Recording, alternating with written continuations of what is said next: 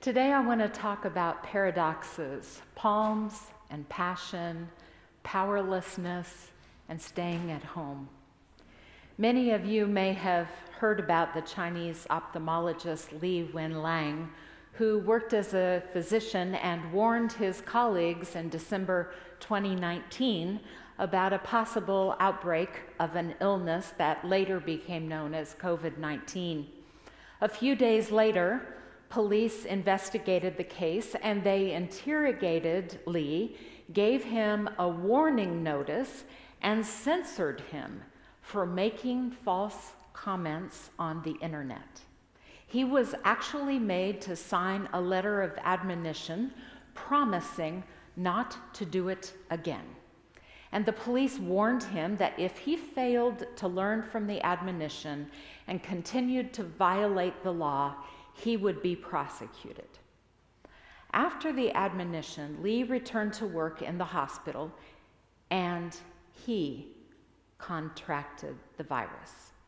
He became known as the whistleblower, and when his warnings were later shared publicly, it was too late for him. Because by then, not only had he contracted the virus from an infected patient who originally was being treated for glaucoma, he died from the disease just 5 weeks later at age 33. A subsequent Chinese official inquiry exonerated him, and then the Communist Party of China formally offered a solemn apology to his family and revoked its admonition of him. The ironies in this story are too numerous to name. If only his words had been taken seriously earlier, how many lives could have been saved around the globe? On this Palm Sunday, I mention Li Wenliang as a modern example of the paradox of a story that we tell every year at this time. It's the story of a power of powerlessness. The power and the paradox of salvific suffering. The crucified Christ. In this story, the people who waved palms on one day cry, "Crucify him," only a few days later. The Jesus who has been a miracle worker, a healer, a teacher, the Son of God, is now shown as suddenly powerless. He remains silent before his accusers. He is betrayed by friends and is apparently helpless before his enemies. And the text ends with the death of this man and the haunting paradoxical words, "He saved others, but he cannot save himself."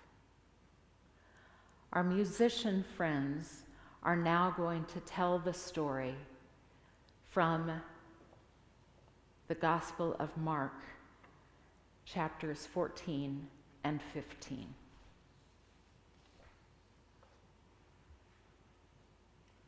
It was 2 days before the Passover and the festival of unleavened bread. The chief priests and the scribes were looking for a way to arrest Jesus by stealth and kill him, for they said, "Not during the festival, or there may be a riot among the people." And then Judas Iscariot, who was one of the 12, went to the chief priests in order to betray him to them. And when they heard it, they were greatly pleased and promised to give him money. So he, Judas Iscariot, began looking for an opportunity to betray Jesus.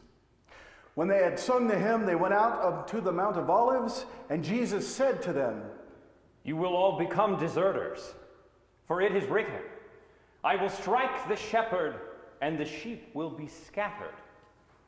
But after I am raised up, I will go before you to Galilee." Peter said to him, "Even though all become deserters, I will not." And Jesus said to him, "Truly I tell you, this day, this very night before the cock crows twice, You will deny me 3 times. But Peter said vehemently, Even though I must die with you, I will not deny you. and all of them said the same. They then went to a place called Gethsemane, and Jesus said to his disciples, Sit here while I pray. He took with him Peter and James and John and began to be distressed and agitated. And then he said to them, I am deeply grieved. Even to death remain here and keep awake. And going a little further, he threw himself on the ground and he prayed that if it were possible, the hour might pass from him. Jesus said, Abba, Father, for you all things are possible. Remove this cup from me, yet not what I want, but what you want. He then came and he found them sleeping, and he said to Peter, Why are you asleep? Could you not keep awake 1 hour? Keep awake and pray that you may not come into the time of trial. The spirit is indeed willing, but the flesh is weak. And again he went away and prayed, saying the same words. And once more he came and found them sleeping, for their eyes were very heavy, and they did not know what to say to him. Jesus came a 3rd time and said to them, Are you still sleeping and taking your rest? Enough! The hour has come. The Son of Man is betrayed into the hands of sinners. Get up and let us be going. See, my betrayer is at hand. Immediately, while he was still speaking, Judas, one of the 12, arrived, and with him there was a crowd with swords and clubs from the chief priests, the scribes, and the elders. Now the betrayer had given them a sign, saying, The one I will kiss is the man. Arrest him and lead him away under guard. So when he came, he went up to him at once and said, Rabbi! and kissed him. And then they laid hands on him and arrested him. But one of those who stood near drew his sword and struck the slave of the high priest, cutting off his ear. Then Jesus said to them, Have you come out with swords and clubs to arrest me, as though I were a bandit? Day after day I was with you in the temple teaching, and you did not arrest me. But let the scriptures be fulfilled. All of them deserted him and fled. Now the chief priests and the whole council were looking for testimony against Jesus to put him to death, but they found none. Many gave false testimony against him, and their testimony did not agree. And then the high priest stood up before them and asked of Jesus, Have you no answer? What is it that they testify against you?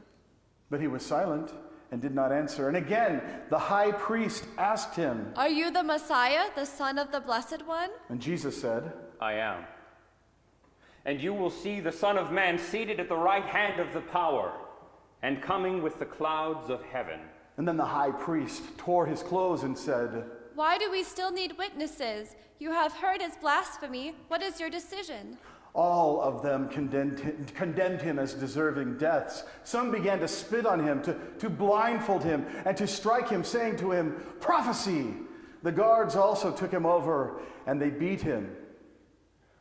As soon as it was morning, the chief priests held a consultation with the elders and scribes and the whole council. They bound Jesus, led him away, and handed him over to Pilate. Pilate asked him, Are you the king of the Jews? and Jesus answered him. You say so.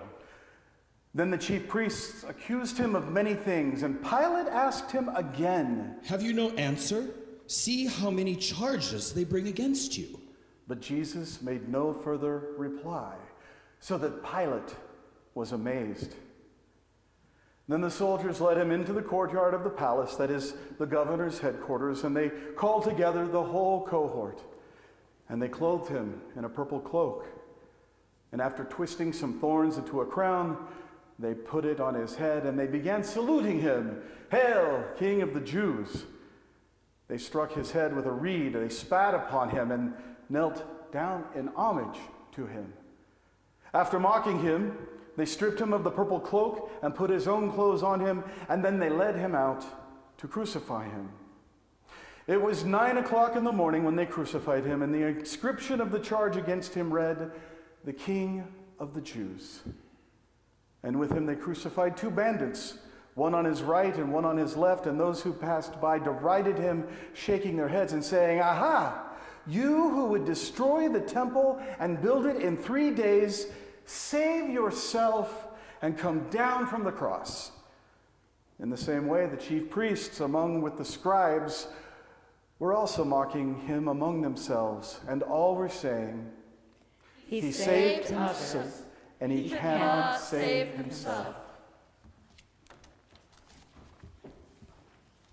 Listen to the paradoxes of this story. In Gethsemane, the disciples fell asleep, not once, but 3 times. Jesus does not work a miracle to keep them awake or to turn them into good friends who will stay by his side. And immediately Judas comes to betray him, and a slave's ear is cut off. A slave. But Jesus doesn't heal him. And then Jesus does not resist betrayal or arrest. He does not stop and perform a miracle or get the disciples to stand with him. He meekly allows himself to be arrested.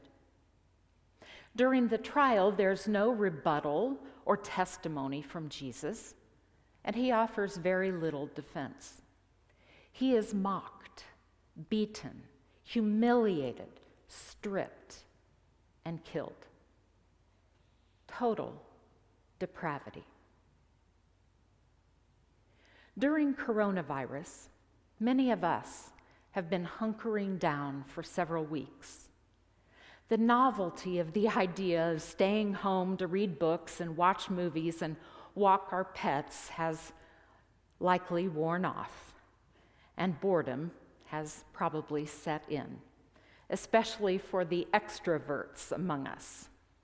Trips have been canceled, anticipated gatherings are postponed, reunions and friend luncheons are on hold, even funerals aren't happening.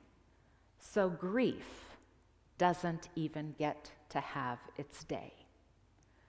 Zoom meetings and family conversations help, but it just isn't the same. We are, of course, grateful that the Midwest is not in the throes of the virus like some other states, but we're wondering how long this social isolation will last and if life will ever get back to what used to be normal. The paradox, of course, is that the longer we stay isolated, the better chance we will have of returning to social normalcy and health. I had the privilege recently of speaking to a person who has been called into ministry as a second career. It is really rewarding, even exhilarating, to visit with people who have a call to ministry. And this person grew up, like me, in a conservative, fundamentalist Christian church. He has been shedding those beliefs through a painful process of deconstructing and figuring out what he does and does not believe anymore. Many members of our church have been through this process, whether or not any of you have ever thought about going into ministry as a vocation. But this man's faith has changed very rapidly, and the process has cost him a great deal, including the rejection of some of his friends and maybe even some family. It has cost him some self-doubt and an upheaval of much of what he thought that was foundational to his very belief and core and what was true. As we visited at a deep interpersonal level, I realized that what we were talking about was a grief process for him, and that this soul-wrenching process was preparing him for ministry itself, that it was actually preparing him to stand by the bedsides of people as they died, that it was giving him the compassion to listen to the hearts of people who had their own God doubts, that it was preparing him to stand in between family members in turmoil and church members in conflict, that his faith quakes, as shattering and debilitating as they have been in his struggle, will actually be fundamental in his future ministry. And this is a paradox, because from powerlessness comes strength to serve. While we are all feeling powerless in our homes, we're actually building strength. We're learning new ways and creative ways to build community. We're learning how to be the church without the building. We're seeking new ways to reach out to one another without physical presence. We're teaching ourselves innovative ways to learn. Teachers who excelled at classroom instruction are finding ways to parade through the streets and reach their students at home. They're learning where their students live. Parents who once criticized teachers are now teaching at home and are gaining new insights into what teachers have known. Couples are learning new ways to relate to one another in the solitude of their homes. They're finding innovative ways to communicate. They're going back to playing games and cards and taking walks with the dogs and sitting on the porch and working together in the kitchen. We've all learned to return to that great 20th century invention of the telephone. We're calling one another more instead of texting, which I also appreciate. And our voices are now more important instruments of communication. Our faces over the computer are also important. And we've realized the significance of checking in with the elders who are shut in to nursing facilities and isolated to their homes.